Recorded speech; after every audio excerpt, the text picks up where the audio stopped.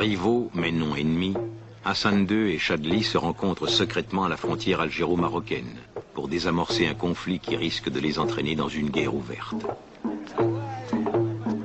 Autonomie ou partage avec le Polisario sont esquissés, mais ce dernier veut des pourparlers directs et publics.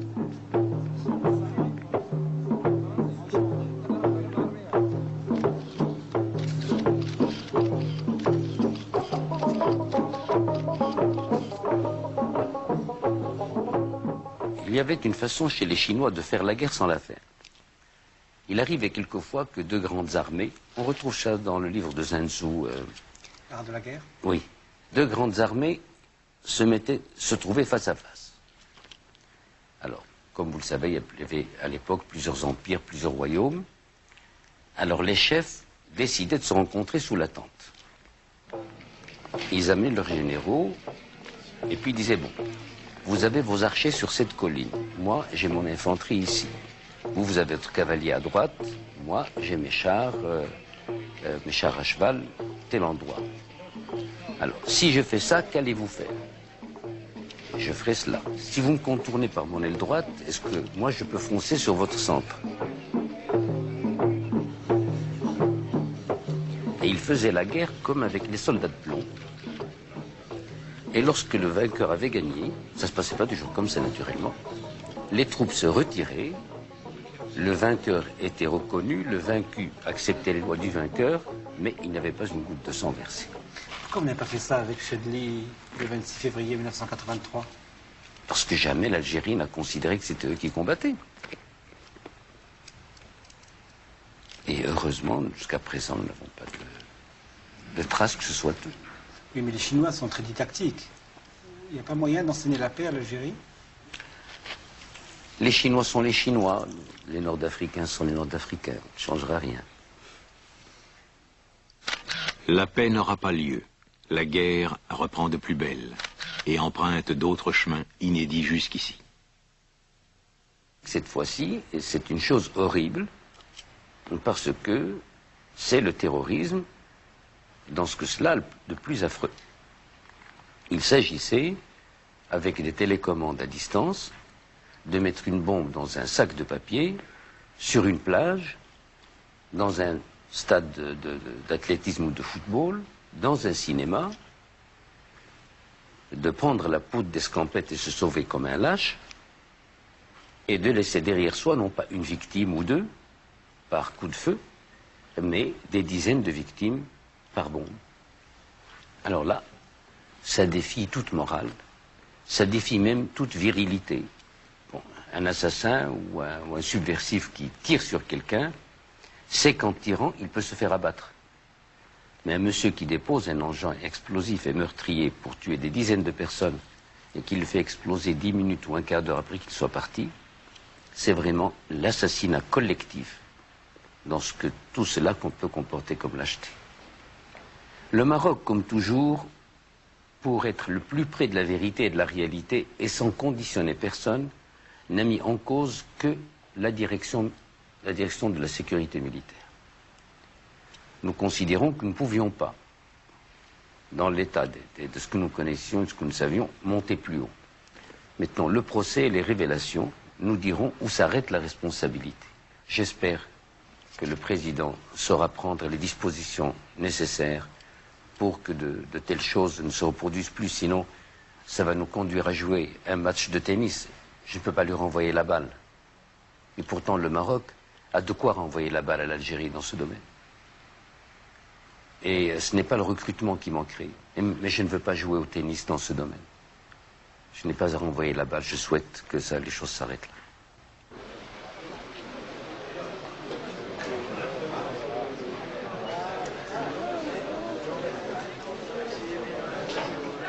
Le monde arabe et musulman est une tribune où le roi affirme sa solidarité, noue des alliances, joue un rôle de médiateur. Depuis 2 décennies, il est de tous les sommets et certains, tenus sous son égide, ont leur importance.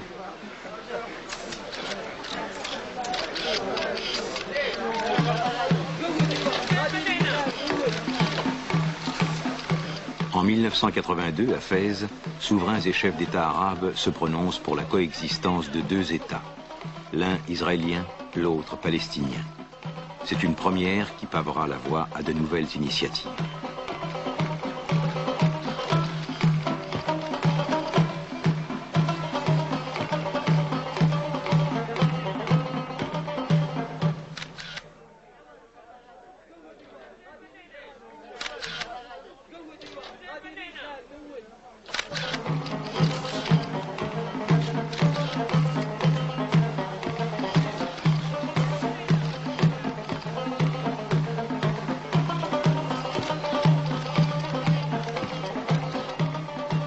Je souhaite qu'on ne fasse jamais appel aux forces armées royales pour aller dans ces régions.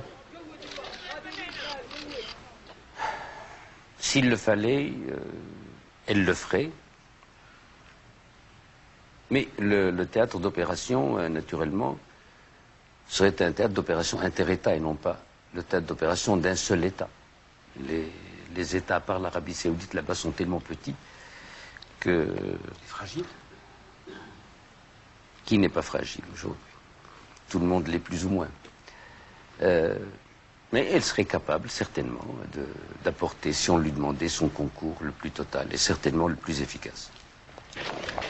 Prenant de surprise amis et ennemis, Hassan II signe un traité d'union avec le colonel Kadhafi, son adversaire de toujours. Kadhafi, isolé au Maghreb par le traité entre l'Algérie, la Mauritanie et la Tunisie, est un partisan des unions. C'est sa 7e.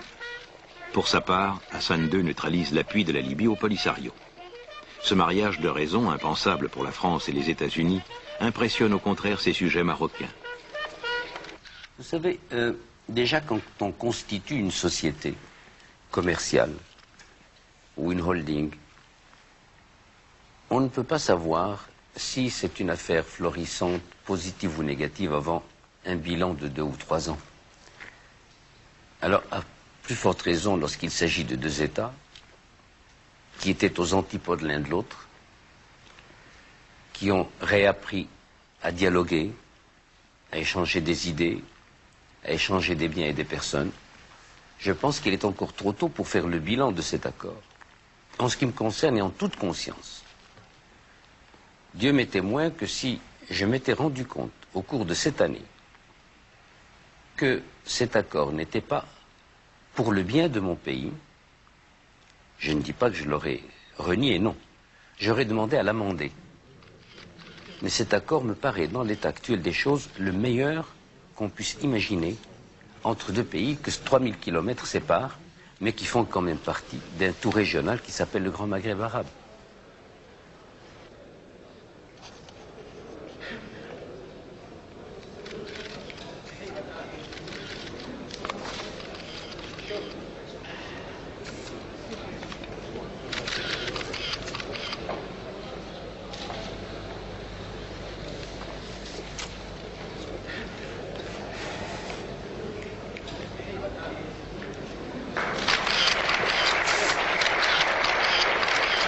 Le temps a eu raison de cette union. Le bilan n'aura pas lieu.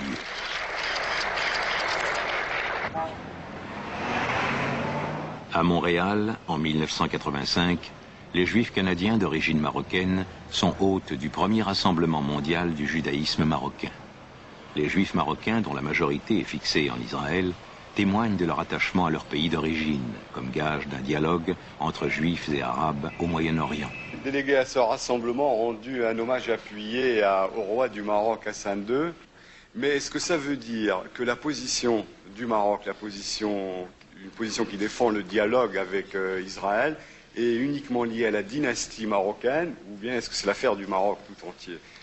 Effectivement, nous sommes très attachés à la monarchie marocaine parce que nous avons vécu, et notre génération n'a vécu qu'à travers cette monarchie. Notre génération n'a connu que Mohamed V et Hassan II. Je tiens à rappeler que lors du congrès de Rabat, l'ensemble des partis politiques marocains, droite, extrême droite, gauche, allant jusqu'au Parti communiste marocain, leurs leaders sont venus, ont fait des déclarations au congrès de Rabat. Les leaders syndicaux sont venus, ont fait des déclarations au congrès de Rabat. Et à chaque manifestation, les leaders syndicaux sont invités, les hommes politiques sont invités et nous entretenons les meilleures relations avec l'ensemble des partis politiques marocains. Pourquoi est-ce que nous faisons tout cela? Pourquoi est-ce que nous prenons à témoin l'opinion internationale sur quelque chose qui nous est très particulier? Pourquoi est-ce que nous nous déshabillons devant tout le monde? C'est quand même pour une bonne cause. C'est simplement pour témoigner, quelque part. Pour dire, voilà, il y a dans un endroit, partant du Maroc, des gens qui ont appris à vivre ensemble. Et il se trouve que ces gens, ailleurs qu'au Maroc, ils se tuent tous les jours. Ils s'insultent. C'est la haine, c'est la tolérance. Et nous, c'est un petit clignotant, prétentieux, immodeste. Mais un petit clignotant que nous voulons allumer, qui aujourd'hui éclaire, peut-être au-delà de ses moyens. Mais il éclaire quand même la scène juive et la scène arabe. Et je dis, à la limite, bravo au judaïsme marocain, bravo au Maroc, et tant mieux pour ceux qui, il y a quelques années, ont rêvé à quelque chose d'immodeste. 9 mois plus tard, Hassan II brise un tabou en recevant au palais d'Ifran un premier ministre israélien, Shimon Peres. Dans le monde arabe, c'est la consternation, tandis qu'en Israël, le geste d'Hassan II séduit et suscite le débat politique. Leaders modérés, les deux chefs d'État tentent de débloquer l'immobilisme politique dans lequel s'est enlisé le Moyen-Orient depuis la guerre du Liban. Tous les deux ont des intérêts à défendre, des alliances à nouer ou à renouer. Pérez ravive le désir de paix chez les Juifs marocains, la plus grande communauté d'Israël. Hassan II maintient son rôle de médiateur dans un monde arabe secoué par la guerre du Golfe et l'intégrisme iranien. Il témoigne que le dialogue est possible tout en ne cédant rien sur les principes d'une paix. Le roi a pris le risque de la diplomatie inaugurée par Sadat. Le successeur de Pérez pourra-t-il relever le défi et prendre des risques à son tour?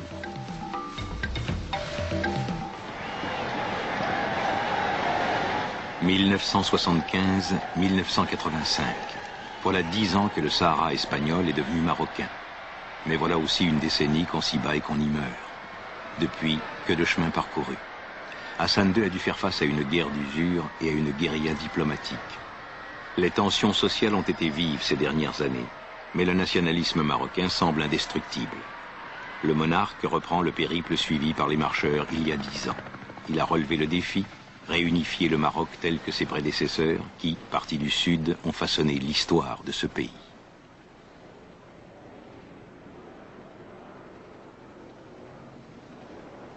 À l'endroit précis où les marcheurs s'étaient arrêtés en 1975, Hassan II prie avant de rentrer à El Ayoun, métropole moderne en plein désert.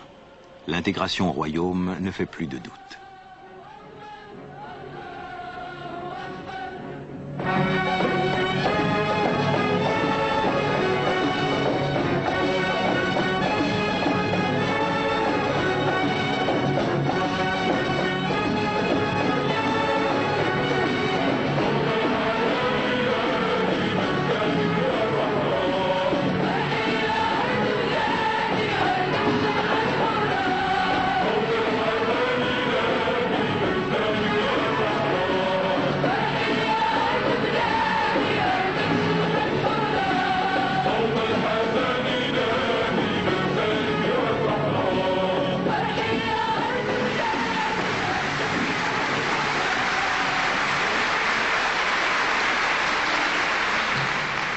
وسيكون ضمن المجلس الإداري للمكتب الشريف للفوسفات الكبير سيكون من جملة أعضائه وسوف دائما يجتمعوا في العيون ناس صحراويين اللي غادي نختارهم إما من البرلمان وإما من مجلسكم الاستشاري الموقر هذا ليكونوا أعضاء في البرلمان وليروا فوسفاتهم يباع ويدخل المال وتقام به المشاريع.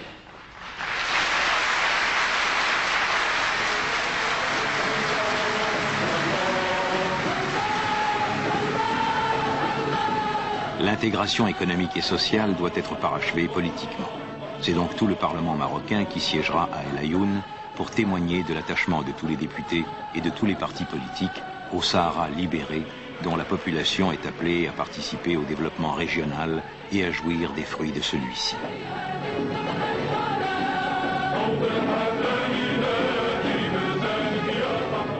Il y a dans l'affaire du Sahara deux volets. Il y a le volet politique et il y a le volet traditionnel et historique. sur le plan politique, c'est la volonté de recouvrer l'intégrité du territoire national. Or, lorsque le glaive et le goupillon se rencontrent, lorsque le pouvoir spirituel, la volonté politique se rencontrent avec la volonté et la foi sur le plan spirituel et religieux, je pense à ce moment-là que toutes les composantes sont rassemblées et que ça ne peut que réussir, car il ne saurait... On peut battre une armée, on peut vaincre une armée, mais on ne peut pas vaincre un peuple.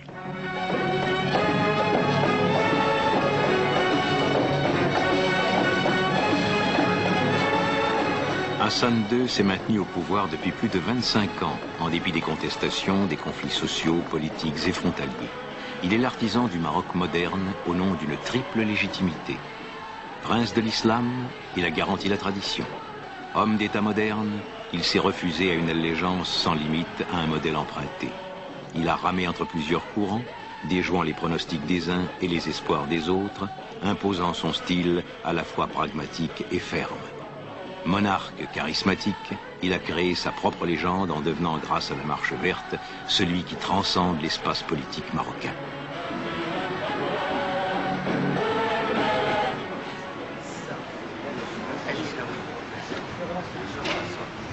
C'est au palais de Skirat que nous quittons ce roi au destin exceptionnel.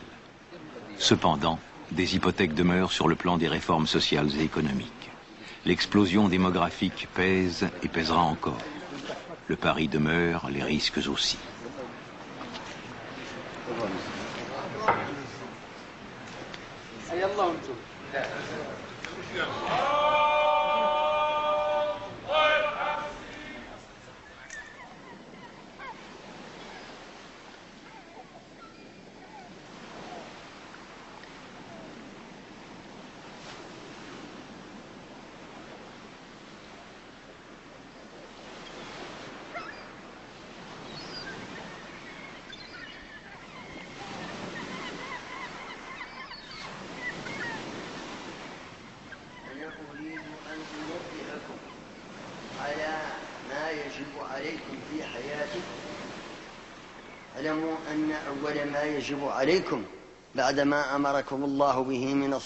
À cette nouvelle génération née au Sahara marocain, les livres d'histoire diront les liens d'allégeance spirituelle qu'ont passés leurs ancêtres avec les dynasties royales marocaines. Alors même que de l'autre côté de la frontière, en Algérie, on racontera que des étrangers, des colonisateurs, occupent leur pays.